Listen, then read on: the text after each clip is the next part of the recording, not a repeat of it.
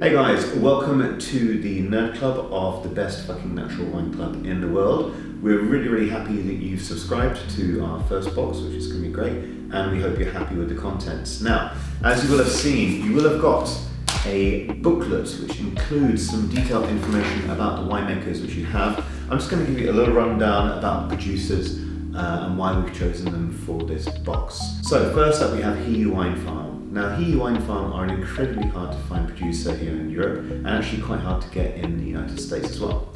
They're based in Oregon, and if you YouTube some of their footage from their farm, which is surrounded with biodiversity, lots of animals, it's really quite a stunning place, and it's a sort of vineyard that you just wish that you could just click your fingers and be transported to. The owner is a guy called Nate Reddy. He used to be a som, and he's a very calm, philosophical kind of guy, and when you hear him speak, it kind of almost makes you want to give him a hug or, you know, tell him to teach you the wonders of the world. He has that kind of a presence. The wine which we've included for you today is a very special Pinot Noir. We think it's got a lovely vegetal note to it, kind of touches of green tomato, white pepper, but still that kind of underlying fruit that you would expect from a Burgundian Pinot Noir, but of course it's distinctly Oregon in its style. So we hope you enjoy this wine very much. The eagle-eyed of you would have seen that there is of course a Marc Angeli La Lune Chenin Blanc from the Loire 2019. The thing about Chenin Blanc is that it has excellent ability to age, and Marc's wines actually are very good to age but also have a bit more of an approachable edge to drink now. So you could stash this away in your wine fridge, or you could pop it right now, and either way you're going to be in for a good time. The third wine in your box is actually not complex at all. So is it worthy of the Nerd box? In terms of its rarity and how unique it is, we think it is, but in terms of complexity and length, you're going to be a little bit surprised here if that's what you're expecting. Japanese wines are all pretty much hybrid grapes apart from a select few, and that gives them that distinct hybrid feel. So the mouthfeel is going to be completely different to what you would expect from some of the other wines in your box, but you're going to really kind of benefit from having an unusual experience, a rare wine, to see what people are doing on the other side of the world. There's three grapes here. I'm going to have to look at my notes to check. It's Steuben, Delaware and Yama Sauvignon. All grapes that, to be honest, I'm not really too familiar with, apart from Delaware, which I've tried in other Japanese and some American wines. So, hybrid wines in general taste a bit crazy, and when they're from Japan, I think they taste crazy on steroids. This wine is kind of very fruit driven, it's fun, it's exciting, but personally I think you shouldn't really have this wine with food. I think it'd be much better before your dinner, you enjoy it with some friends and talk about the experience of what this Japanese wine is. It doesn't tend to pair well with, let's say, Western food.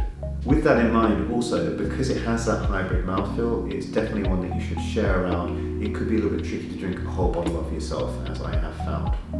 On to Andreas Chepper. Now, as you all know, Andreas Chepper is one of the most in-demand winemakers in Austria, coming from the Styria or Steiermark region, which is near Slovenia. He's also the brother of Ewald Chepper, who does the wines under the name Verlich.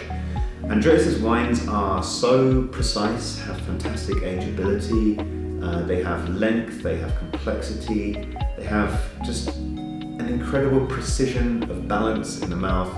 We think they're fantastic, and as you would have probably noticed, all of the wines that you've got today in your box are actually not available on the website at the moment. We have been saving them up for you and the best fucking natural wine club in the world.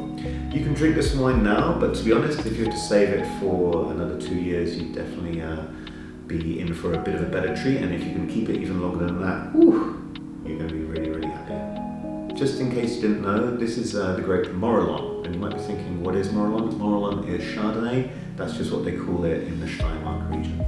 And finally, we have Jean-Pierre Rouillon, an absolute legend of the Loire Valley, growing mainly Pinot de Nice and Chenin Blanc, but he has been known apparently to do a little bit of Cabernet Franc.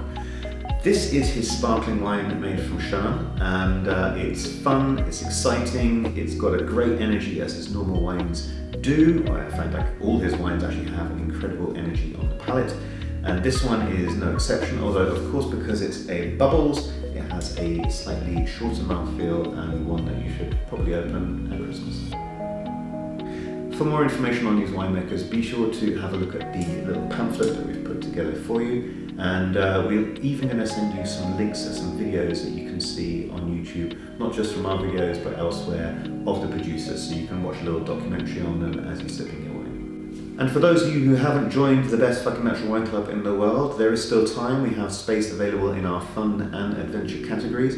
The nerd category is currently full capacity because these wines are quite limited. However, we do have a waiting list, so if you're interested in getting bottles like these, then let us know, we can put you on the waiting list, and for now we suggest that you sign up to the Adventure Club, which is also pretty fucking good.